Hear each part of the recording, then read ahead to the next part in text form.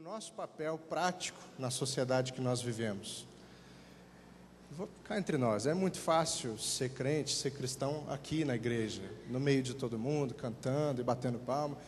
É muito simples, eu olho daqui de cima e não sei diferenciar quem é sincero, quem é verdadeiro de quem não é.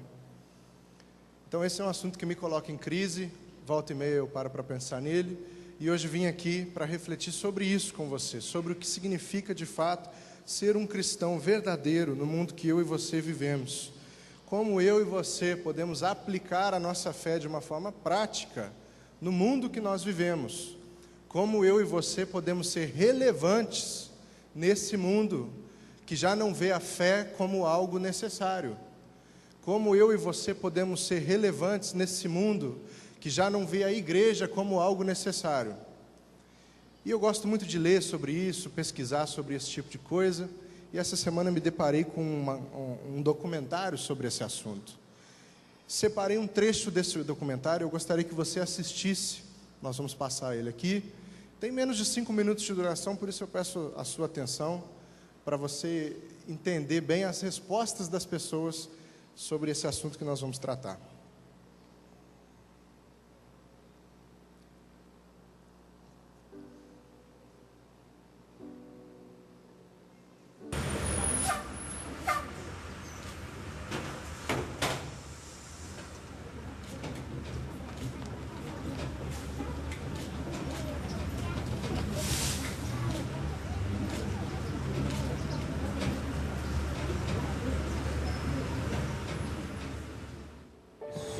Bom, na verdade eu vejo como uma pessoa normal. Mas eles tentam arrastar a gente junto, sabe? De alguma maneira, isso é meio estranho. Um fanatismo. Em geral, eu considero eles umas pessoas muito preconceituosas, assim. Ah, cara, é uma pessoa normal. Um cristão é uma pessoa indiferente. O cristão é uma pessoa que procura, vamos dizer assim, um apoio para não fazer coisas erradas. Pessoas que precisam de uma base para poder viver. Uma pessoa alienada. Pessoa, acho que normal, cara. Como pessoa alienada. Como uma pessoa que segue uma religião, Que acha que o que ele crê é fato. O cristão hoje é uma pessoa que está numa situação um tanto perdida. Ele é uma pessoa religiosa. O único povo cuja motivação é o amor. a igreja rouba todo mundo. Parece que é uma maneira de tirar dinheiro das pessoas. Como um refúgio, né? Odeio igrejas. É uma rotina, tipo, todos os dias que você vai é a mesma coisa. É o melhor lugar para você ficar na face da terra, cara. A igreja faz parte do sistema capitalista, tá aí só pra explorar todo mundo e pegar dinheiro. A igreja é um lugar que tem bastante enganação. Uma fonte aí de renda. Como a casa de Deus, né? Onde todo mundo pode ser acolhido, todo mundo pode ser o que você quiser. Uma massa que tenta pregar uma coisa para as pessoas, mas só em busca de dinheiro. Um centro de alienação? Que tá aí pra roubar, assim, tirar a grana das pessoas. Isso é muito importante para a família, para poder falar o que deve fazer e o que não. É bom para a educação também das crianças. Uma instituição que está num processo de crise. A igreja tem buscado renovação, mas acho que ela não está conseguindo acompanhar todas as tendências desse mundo moderno. A igreja, de certa forma, se distanciou muito, principalmente do jovem. Acabam fechando a mente das pessoas e acabam julgando. Já fui chamada uma vez para ir numa igreja e bem no meio do culto o pastor começou a falar mal de homossexuais, assim, eu saí na hora da igreja, assim. Então eu acho que hoje em dia a grande maioria é ruim, tem mensagens pesadas e desnecessárias. É a única maneira que você tem, tipo, se você tem um problema, você sempre chama, ai meu Deus, me ajuda, o meu Jesus, sei lá como é que fala. E foi uma pessoa muito boa que passou pelo mundo. Não sei nem se eu acredito que ele existiu um dia. Que me faz levantar todos os dias e eu tenho muita fé. Ele foi e continua sendo uma pessoa muito forte, assim, Que é uma força maior, assim, sobre nós, que a gente tem que ter fé em alguma coisa, então serve pra isso. é o que não pode faltar na vida do ser humano hoje. Eu vejo Jesus como meu irmão. Você não precisa acreditar que ele existiu propriamente, mas seguir os exemplos que estão na Bíblia, cara, pra mim é essencial. Aquele que fez o que ninguém fez. Morreu por mim e por você. Uma pessoa normal, como qualquer outra. Não tenho ideia. Como uma pessoa que não é nada do que realmente falam que ele é. Um cara que a gente tem que crer nele pra gente poder fazer as coisas certas. E ele é muito importante pra gente fazer tudo certinho. Assim o mundo sendo melhor pra todo mundo. A base de tudo, né? Deixou de ser utilizado para essa mensagem de amor e passou a ser utilizado como um meio de arrecadar dinheiro das pessoas. é um cara legal, só que é uma pessoa que todo mundo diz, mas ninguém segue o exemplo dele. Todo mundo fala, todo mundo tem que ser Jesus, mas ninguém ama o próximo, ninguém nem respeita os 10 mandamentos. Então, o que adianta dele ser um cara legal se todo mundo fala dele e ninguém faz o que ele faz?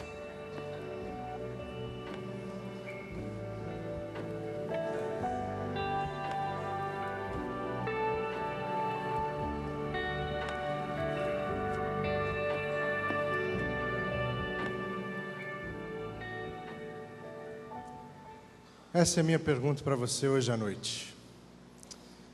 O que o mundo vê quando ele para olhar para você? Pensa nisso. O que o mundo enxerga na sua vida quando para observar a maneira como você se comporta no seu ambiente de trabalho? O que o mundo vê em você quando para observar a maneira como você se comporta nas suas viagens de férias, nos seus momentos de lazer, na sua família, na sua casa? O que as pessoas estão vendo? Eu fiquei profundamente incomodado com esse vídeo. Assisti esse vídeo umas 10 vezes essa semana. E fiquei muito incomodado. De 13 pessoas entrevistadas, 8 falaram sobre dinheiro. 8 de 13. Essa é a visão que as pessoas têm de nós, e eu sempre falo isso. As pessoas têm a visão de que o evangélico é fácil de manipular. As pessoas têm a visão de que o cristão evangélico é uma pessoa alienada, preconceituosa, de mente fechada, que não sabe argumentar, não sabe defender a própria fé com argumentos. E principalmente é uma pessoa que dá dinheiro para a igreja, dá dinheiro para o pastor. Essa é a visão que tem de nós. E é isso que estão vendo em nós, é isso que me preocupa, é isso que me coloca em crise. Estão olhando para nós e estão vendo um bando de gente manipulável. Estão olhando para nós e estão vendo um bando de gente sem nada na cabeça, um bando de gente preconceituosa, um bando de gente que não sabe conversar, fechado ao diálogo. E eu repito minha pergunta para você. Quando olham para a sua vida, o que as pessoas lá fora estão vendo? Aliás, essa expressão lá fora, a gente gosta de usar isso, né? A gente gosta de deixar as pessoas do lado de fora da igreja. As pessoas lá de fora. Aqui é o negócio. Lá de fora. Isso me coloca em crise. E eu vim aqui hoje compartilhar minha crise com você. Me acompanha numa leitura bíblica, por favor. Mateus capítulo 5.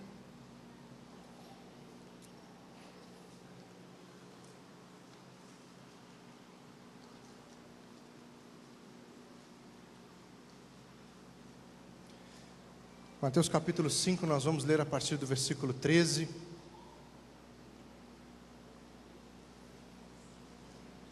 Esse é um texto bem conhecido.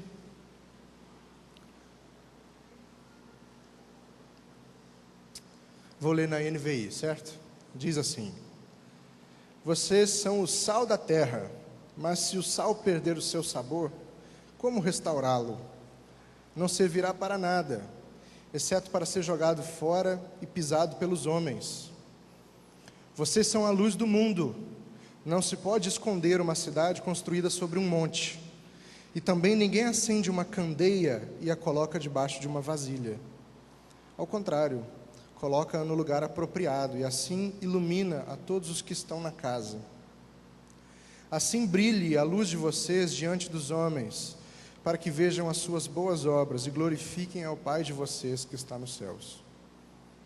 Vamos orar uma vez mais.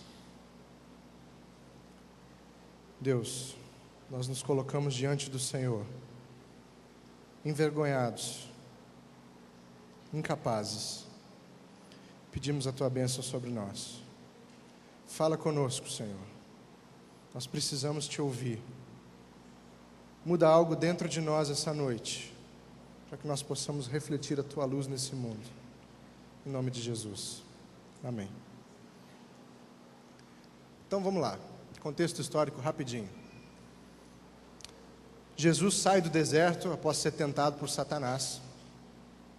E ele começa a recrutar os primeiros seguidores, os primeiros discípulos dele. Então ele chama Pedro, André, chama Tiago, chama João. E ele começa a desenvolver o ministério dele, ele começa a realizar os milagres dele. Jesus começa a curar as pessoas, Jesus começa a ensinar as pessoas sobre o reino de Deus, Jesus cura doentes e faz os cegos voltarem a enxergar. Você conhece os milagres. E ele faz tudo isso e a multidão que o segue começa a crescer. E um grupo vai só aumentando, e chega num ponto, eu imagino, que Jesus não estava sendo compreendido por todos, de tanta gente que tinha para ouvir. É o que ele faz, ele sobe o Monte das Oliveiras. E esse é o início de algo revolucionário para a minha vida e para a sua vida. O capítulo 5 do Evangelho de Mateus é um texto revolucionário. É o sermão dos sermões. É uma coisa que tem o potencial de transformar vidas. Jesus sobe o monte e começa a pregar para a multidão, e ele começa com um discurso totalmente avesso àquilo que as pessoas querem ouvir. Totalmente contrário ao que as pessoas querem ouvir. E ele começa dizendo assim: felizes ou bem-aventurados são os pobres de espírito, pois deles é o reino dos céus. A gente não quer ser pobre de espírito, a gente quer bênção. E Jesus começa dizendo que felizes mesmo são esses, pobres de espírito, porque o reino dos céus já é deles. Enfim, você conhece o Sermão do Monte, e ele fala que bem-aventurados ou felizes são os que choram, ou os humildes, os puros de coração, e ele desconstrói um conceito de vida que muitos tinham na época. Aliás, é o conceito de vida que nós temos hoje ainda. Se eu parar para perguntar para você qual é o seu projeto de vida, eu acho muito difícil você virar para mim e falar assim: meu projeto de vida é ser pobre. Eu sempre sonhei ser pobre. Ninguém vai dizer isso. Oh, glória a Deus. Obrigado, irmão. Jesus começa com um discurso revolucionário, um projeto, um modelo de vida totalmente contrário àquilo que se esperava da sociedade, daquilo que se esperava do modelo religioso da época. E ele faz essa apresentação, e isso era o chamado o jugo do mestre. Na tradição judaica, os rabinos, eles faziam uma leitura, uma interpretação da lei, e apresentavam para os seus discípulos a interpretação que eles tinham da lei. Isso era chamado de jugo do mestre. Por isso que mais para frente Jesus vai dizer: o meu jugo é suave. Porque o que eu tenho para apresentar não vai pesar na sua vida. O que eu tenho para te apresentar não vai te fazer mal. Não vou colocar sobre os seus ombros regras que você não pode cumprir. Esse era o jugo do mestre.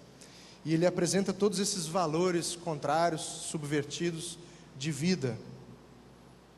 E aí ele chega nesse ponto, e ele diz para os seus seguidores assim: vocês são o sal da terra.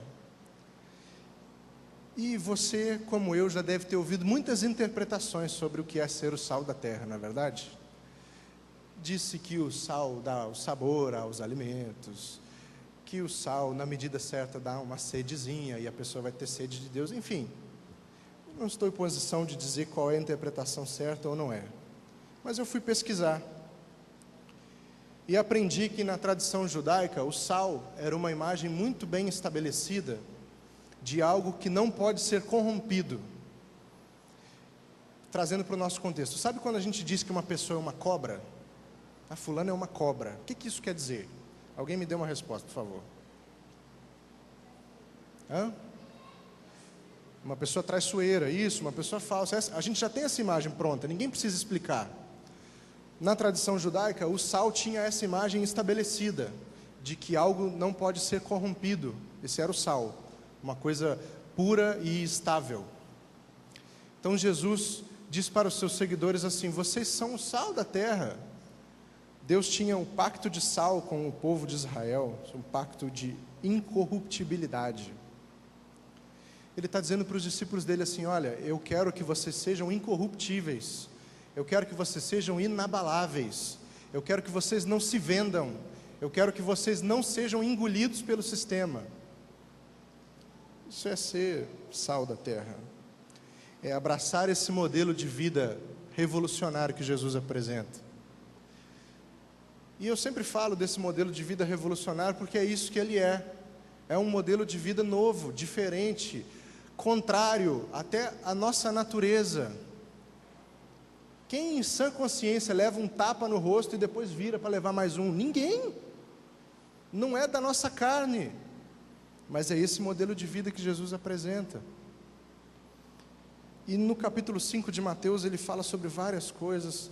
Eu recomendo que você leia com calma, com atenção, meditando nessas passagens para você entender o que é de fato viver com Jesus. E Jesus fala que o sal, quando perde o sabor, ele não vale para mais nada. E o que eu achei bacana nesse texto é que a tradução literal de perder o sabor é literalmente perder o juízo, enlouquecer. Faz muito sentido. O homem de Deus que perde o seu juízo, que enlouquece, ele é engolido pelo sistema, ele foi corrompido, ele se vendeu, ele se deixou levar. E esse é o desafio para a nossa vida, que nós permaneçamos incorruptíveis o tempo todo. E como é difícil, não é verdade? Como é difícil permanecer incorruptível no tipo de sociedade que nós vivemos hoje em dia, em que as pessoas cometem os mais variados erros e a saída que elas arrumam é dar um dinheirinho para o guarda, né? Eu e a Joyce estávamos vindo para a igreja, agora há pouco, 7h15 da noite, parei no sinal vermelho, me ultrapassa um carro pela direita, na beira da ponte ali, passa pela direita, o cara sem cinto, com um copo de cerveja pendurado na boca e uma criança no banco de trás. E aí a polícia para o cara, faz o quê? O cara fala, estamos aqui, normal. A gente vive no mundo assim hoje em dia.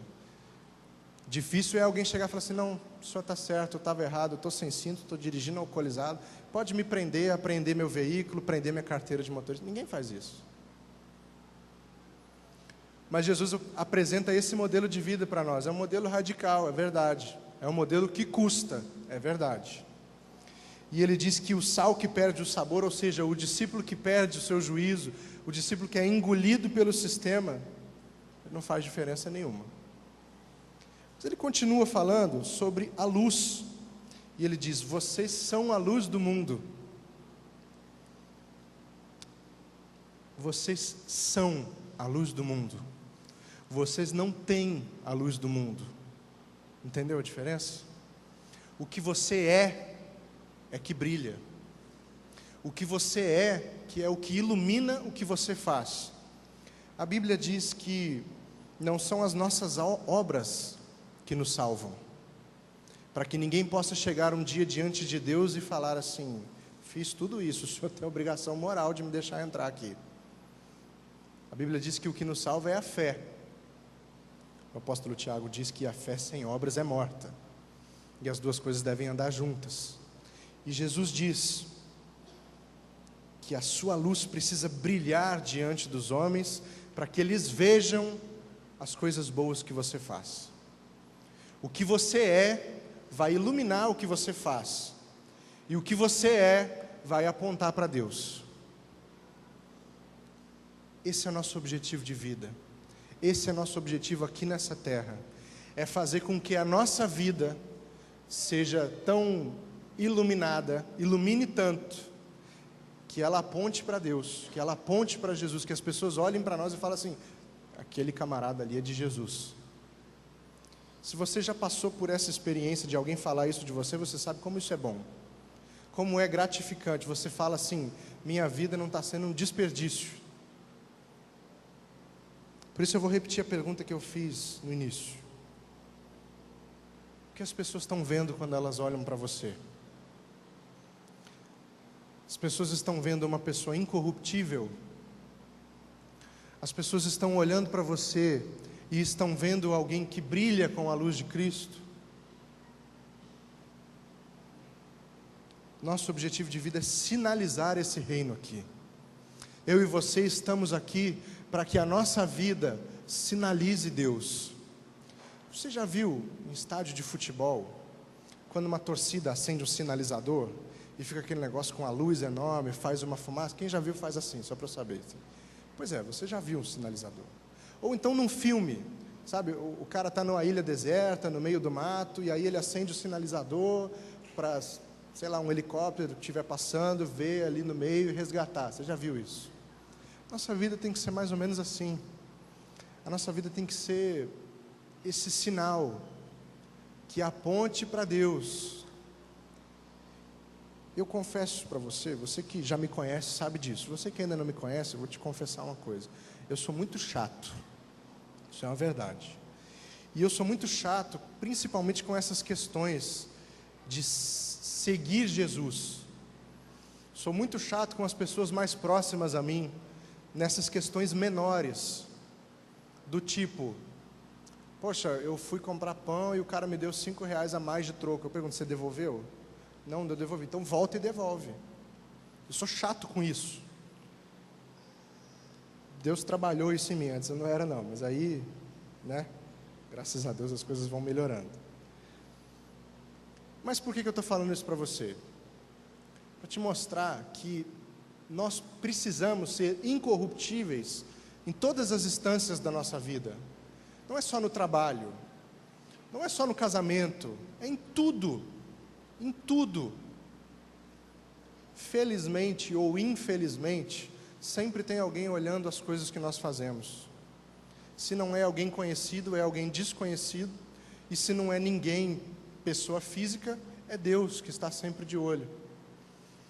A Bíblia diz que os olhos do Senhor estão em todo lugar. Eu e você precisamos ser incorruptíveis. Jesus falando sobre essa caminhada com Ele, avança comigo na leitura, por favor, capítulo 10, ainda em Mateus.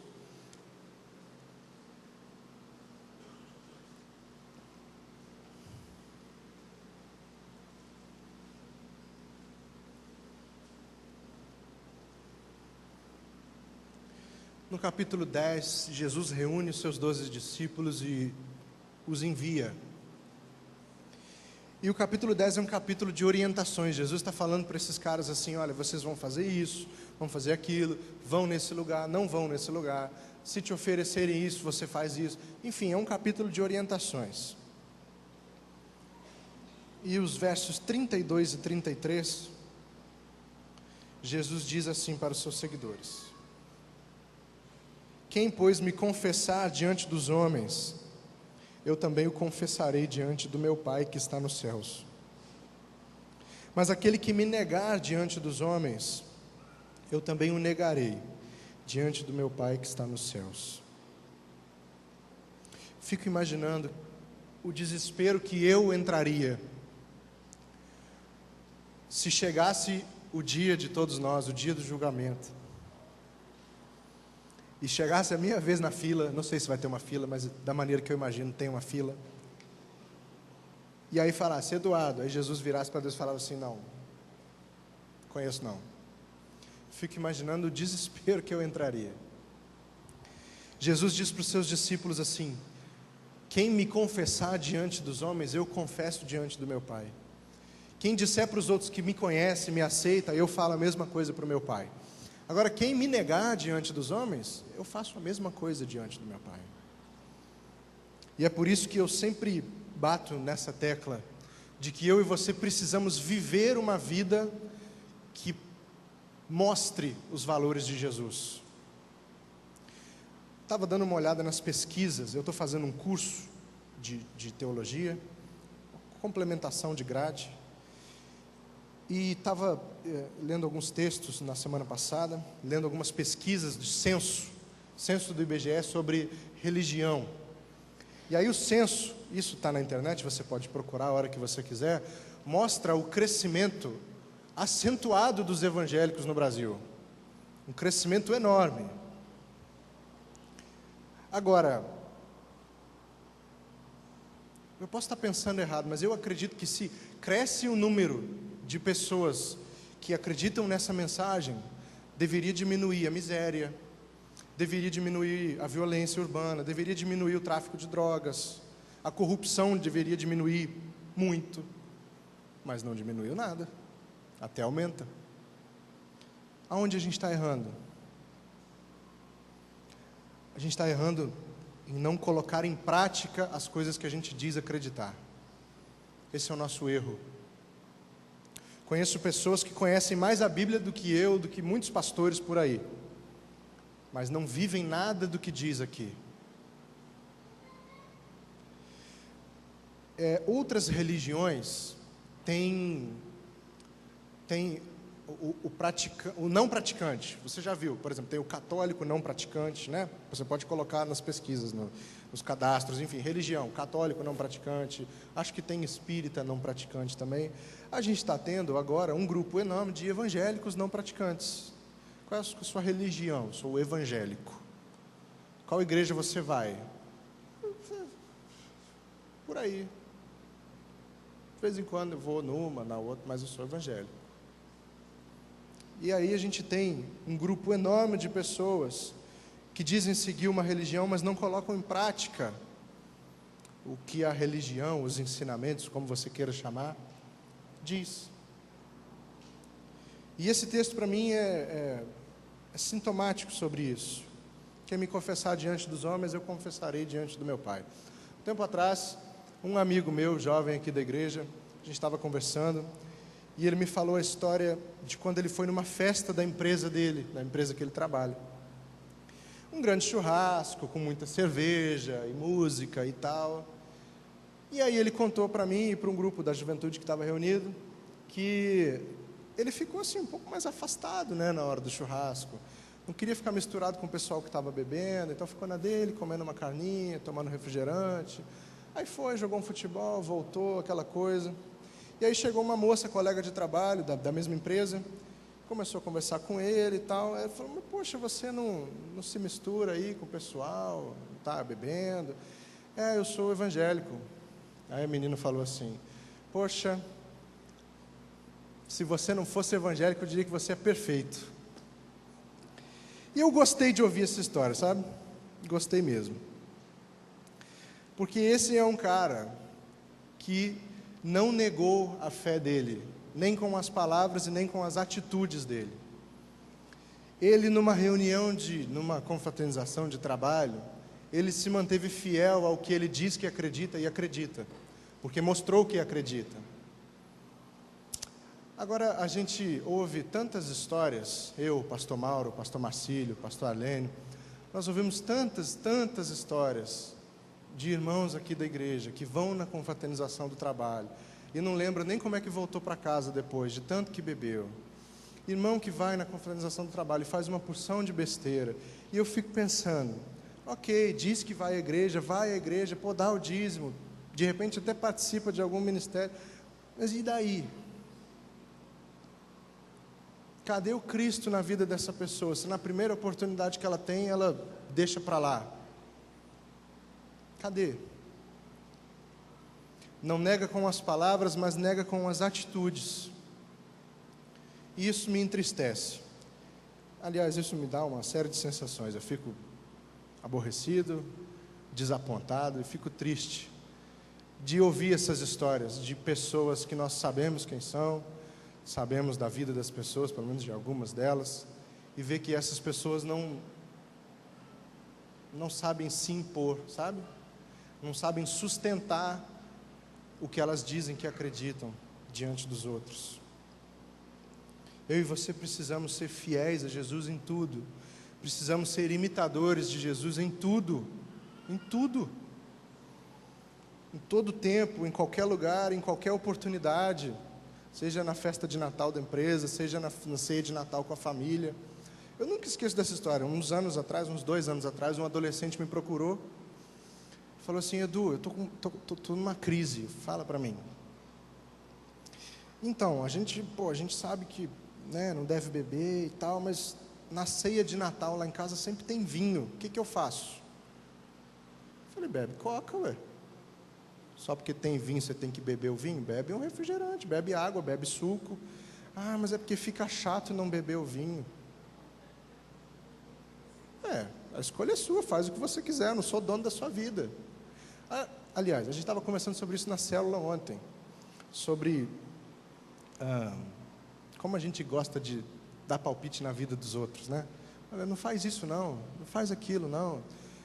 Minha dica para você, a sua regra de conduta é essa aqui, ó. É o que está aqui. Não é o que A ou B dizem. Se está aqui, beleza. Se não está, não leva a sério, não. Eu e você precisamos ser imitadores de Cristo. As pessoas devem olhar para nós e ver uma cópia de Jesus. Efésios capítulo 5, por favor. Você não precisa abrir, eu não vou ficar te dando esse trabalho, porque nós temos uma série de versículos aqui, de agora em diante. Eu vou ler para você. Efésios capítulo 5, 1 e 2. Portanto, sejam imitadores de Deus como filhos amados e vivam em amor, como também Cristo nos amou e se entregou por nós como oferta e sacrifício de aroma agradável a Deus. Aquele vídeo que eu passei no início, tem uma menina que fala assim, ela tem um brinco no nariz, e ela diz assim: todo mundo fala de Jesus, mas ninguém imita o exemplo dele. Ninguém faz o que ele falava para fazer. Sabe o que é isso, meu irmão, minha irmã? Isso é a mais pura verdade. Isso é a verdade. Eu não estou te acusando de nada, e eu não estou me isentando disso, por favor. Eu estou dizendo para você que em algum momento da minha vida e da sua vida, eu e você falamos uma coisa e fazemos outra. Eu espero que esses momentos sejam muito poucos, mas eventualmente isso acontece com todos nós. Nós falamos uma coisa e fazemos outra, e a Bíblia tem um nome muito forte para isso: hipocrisia. A menina fala no vídeo que, como você vê o cristão, eu vejo o cristão como um hipócrita, como um alienado, preconceituoso, enfim. Eu e você precisamos entender o que é viver com Jesus. A gente vive um tempo muito curioso, e que muitos dizem que viver com Jesus é ter dinheiro no bolso. Eu discordo, e não discordo por opinião minha, eu discordo porque a Bíblia não diz isso. O que a Bíblia me diz é que viver com Jesus é a garantia de vida eterna. A Bíblia me diz que viver com Jesus é viver em comunidade. A Bíblia me diz que viver com Jesus é amar o próximo. A Bíblia não me diz que viver com Jesus é garantia de riqueza. Mas a gente vive esse tempo da fé egoísta, sabe? A gente faz campanha para o carro novo, a gente faz campanha para a casa própria, faz campanha para não sei o que lá, tudo para mim, para mim, para mim. E o modelo de vida que Jesus apresenta não é esse. Não é esse. A Bíblia não diz isso. Como ser um imitador de Cristo? Romanos capítulo 1, versículo 16 e 17. Primeiro passo: não tenha vergonha do Evangelho. Esse é o primeiro passo para você ser um imitador de Cristo. Não tenha vergonha do Evangelho. Diz assim o apóstolo Paulo na carta aos Romanos: não me envergonho do Evangelho, porque é o poder de Deus para a salvação de todo aquele que crê, primeiro do judeu, depois do grego. Porque no Evangelho é revelada a justiça de Deus, uma justiça que do princípio ao fim é pela fé. Como está escrito: o justo viverá pela fé. Não tenha vergonha da sua fé. Eu, como pastor dos jovens e adolescentes dessa igreja, escuto, infelizmente, com maior frequência do que eu gostaria, histórias sobre jovens e adolescentes que estão fazendo uma porção de coisa errada. O menino cresce na igreja, passa num vestibular e vai estudar fora, e aí eu só escuto história ruim. Ou até aqui em Itaperuna mesmo, passa no vestibular e vai estudar aqui na Redentor, na Unig, na UF, na Fundação, enfim. E a gente só começa a ouvir história ruim. Aí eu chamo alguns para conversar. Alguns vêm, outros não. Se eu pudesse, eu ia em casa buscar, dava um cascudo e falava: como assim? Mas não posso, tem que ser amoroso. Então eu chamo e espero. E aí alguns vêm. E a maioria, e eu falo isso para você porque eu trabalho com adolescentes há 5 anos. A maioria deles diz assim: ah, cara, pessoal me chamou para ir na festa e tal, eu fiquei com vergonha de dizer não. Aí eu fui. Tá, beleza, foi na festa. E por que que você ficou bêbado, por exemplo? Porque o pessoal me ofereceu bebida e eu fiquei com vergonha de dizer não. Eu fico com raiva, eu confesso para você, eu fico com raiva quando eu escuto uma coisa dessa. Mas faz parte. Eu, como líder desses adolescentes e desses jovens, e graças a Deus isso está diminuindo, do ano passado para cá já diminuiu bem, graças a Deus, mas ainda me assusto quando eu escuto algumas histórias. Eu acabo ouvindo essas coisas e eu chego à conclusão de que muitos têm vergonha do Evangelho. Tem muita gente aqui dentro que está me ouvindo, ou que está me assistindo pela internet, que diz que é cristão, mas que as pessoas do trabalho, por exemplo, não sabem. O pastor Cristiano chama isso de crente agente secreto. Ele vive escondido ali, né? Por que que não sabe? É claro que você não precisa carregar um cartaz, pô, sou crente, vai andar na rua. Você vai tomar uma pedrada de alguém mal intencionado uma hora. Você não precisa andar com um crachá, Segunda Igreja Batista na rua, não é isso que eu estou dizendo. Mas sabe, tome uma postura diante das pessoas. Olha, eu vivo assim. Esse aqui sou eu. Tem coisas que eu não aceito, não faço. Por quê? Porque é nisso que eu acredito. Ah, por quê? Porque está na Bíblia. Ah, mas a Bíblia é ultrapassada. Mas eu acredito nela. Tenha uma postura. Mas não, tem muita gente que não consegue. A gente tem aquele desejo fantástico dentro de nós de querer agradar todo mundo, né? A gente precisa ser o legal. A gente tem medo de ser o antipático. O cara ia ficar com uma má impressão de mim, aí me ofereceu um vinho, tomei, porque, poxa, né? Eu iria pensar que eu sou um antipático. Ia ficar de mal comigo, não ia me chamar mais para ir na casa dele. Esse é o primeiro passo. Você quer ser um imitador de Cristo de verdade? O primeiro ponto: não tenha vergonha do Evangelho. Mateus capítulo 10, verso 32. Quem, pois, me confessar diante dos homens, eu também o confessarei diante do meu Pai. Mas aquele que me negar diante dos homens, eu também o negarei diante do meu Pai. Quando você fica com vergonha do Evangelho, você está negando o Evangelho na sua vida. Com palavras, com ações ou com os dois. E Jesus diz o que Ele faz quando você nega o Evangelho. Você quer ser um imitador de Cristo? Segundo ponto, viva em comunidade. Foi o que eu acabei de falar aqui. Quem quer caminhar com Jesus, não faz sentido viver sozinho, não faz. É contrário ao que a Bíblia diz. Você leia o início da igreja, no livro de Atos dos Apóstolos, você vai ver que essa fé individualista, ela não tem fundamento nenhum. A vida cristã é uma vida comunitária. A vida cristã, a experiência cristã é uma experiência em grupo. Eu sempre cito isso nas minhas pregações, não tem por que eu não citar hoje novamente. Jesus ensinando seus discípulos uma oração. Ele diz assim: Pai, completa aí, gente. Pai nosso. O Pai é nosso. Não faz sentido dizer meu Pai. O pão nosso, o alimento, o sustento é para todos. Não faz sentido, biblicamente falando, exigir as coisas para mim. 1 Pedro, capítulo 1, verso 22.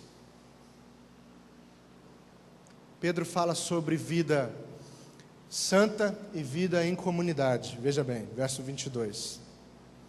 Agora que vocês purificaram a sua vida pela obediência à verdade, palavra de Deus, visando ao amor fraternal e sincero, amem sinceramente uns aos outros, de todo o coração. Amem sinceramente uns aos outros. Essa expressão uns aos outros aparece mais de 60 vezes na Bíblia. Mais de 60 vezes. Sabe que isso me ensina? Que a gente tem que viver uns para os outros mesmo. Esse é o modelo de vida de Jesus para nós. A Bíblia fala sobre como nós precisamos amar uns aos outros. A Bíblia fala sobre como nós precisamos servir uns aos outros, como nós precisamos perdoar uns aos outros. A Bíblia fala várias coisas uns aos outros, orem uns pelos outros, etc, etc. Viva em comunidade, viva também em santidade. Pedro diz isso, agora que vocês purificaram a sua vida pela obediência à verdade. O que é isso, santidade?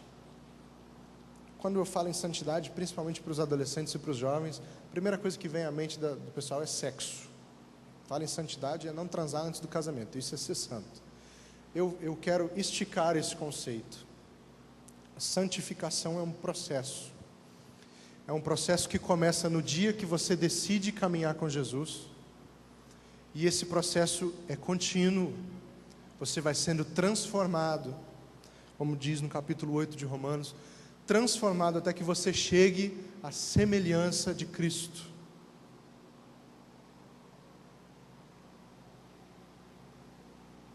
É importante que você entenda esse processo. Você vai cair nesse processo? Vai. Você vai errar. Às vezes você vai até dar uma parada na sua caminhada. Mas entenda que viver com Jesus é um processo.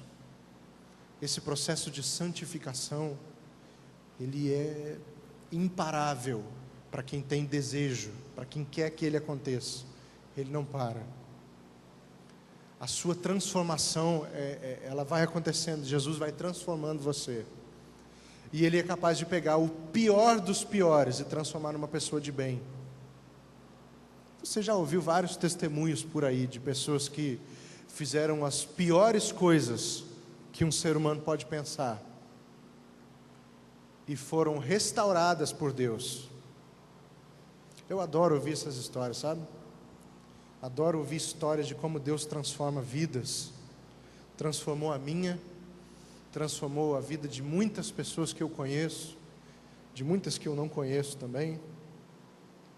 Jesus ensinava através de histórias, sabe? Ele não jogava teologia na cara de ninguém, ele transformava tudo em história para ficar mais fácil de entender. Meu amigo pastor Evandro botou isso no Facebook essa semana, achei genial. Ele falou assim, tem alguma coisa errada, porque Jesus transformava tudo em história para ficar simples. Hoje em dia a gente transforma tudo em teologia para complicar. A verdade simples, nua e crua, é que é uma decisão sua. É você que dá o passo. É você que fala, tá bom, eu quero isso. É você que faz. Não tenha vergonha do Evangelho. Viva em comunidade e santidade. E ame sem reservas. Esse é o terceiro passo. Ame sem reservas. O modelo de vida deixado por Jesus é um modelo de amor. Você conhece o versículo mais citado da Bíblia, João 3,16, porque Deus amou o mundo de tal maneira.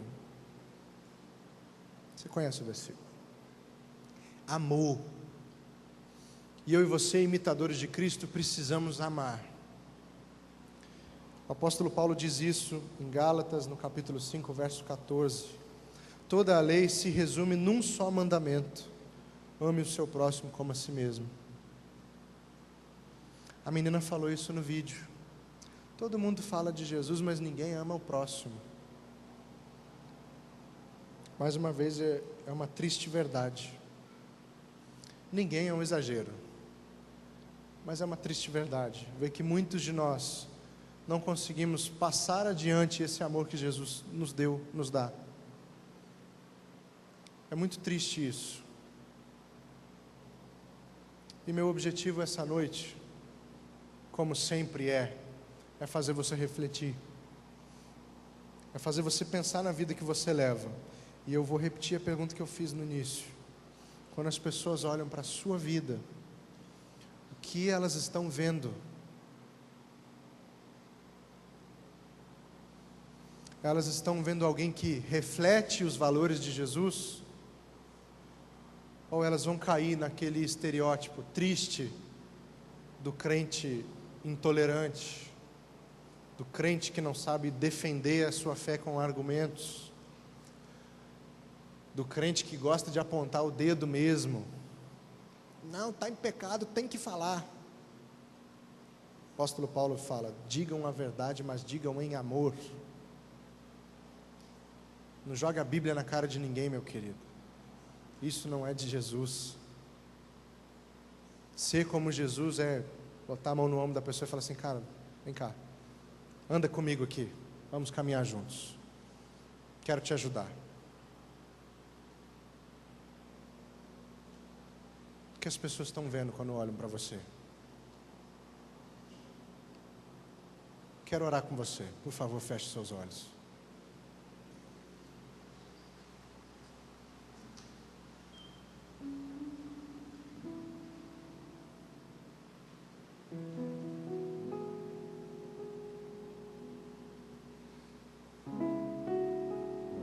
O profeta Isaías diz que chegaria um tempo em que a terra ficaria cheia do conhecimento da glória do Senhor. E eu anseio por esse dia. E eu acredito que algo parecido com isso pode acontecer enquanto nós estamos aqui vivos. Esse vai ser o dia que eu e você vamos entender o que é de fato viver como Jesus. Viver como um seguidor de Jesus, como um discípulo de Jesus. Quando esse dia chegar, o próprio Jesus diz que eu e você vamos ser conhecidos pelo amor. Não vamos ser mais conhecidos como o povo preconceituoso. Não vamos ser mais conhecidos como o povo intolerante, povo desonesto, preguiçoso, povo acusador. Vamos ser conhecidos pelo amor.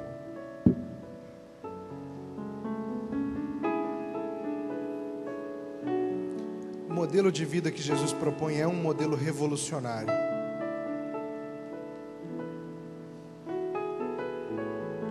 Não é uma coisa nominal. Não é uma coisa para você dizer que gosta. Não é uma coisa para você assinar uma carteirinha e fazer parte do clube. É uma nova proposta de vida.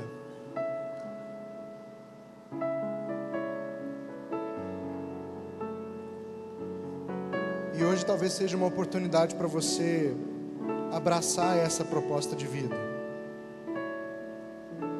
Hoje talvez seja uma oportunidade para você entender aonde você tem errado e começar a fazer as coisas da maneira certa.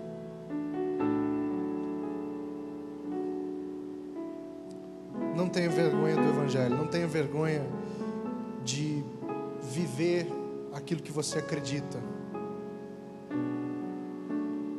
Não viva sozinho. E ame sem reservas, ame sem limites. Ame as pessoas. Esse é o modelo de Jesus para mim e para você. Eu não vou pedir para você ficar de pé, nem para você levantar sua mão, nem nada disso. Esse é o momento entre você e Deus. Mas eu quero orar contigo.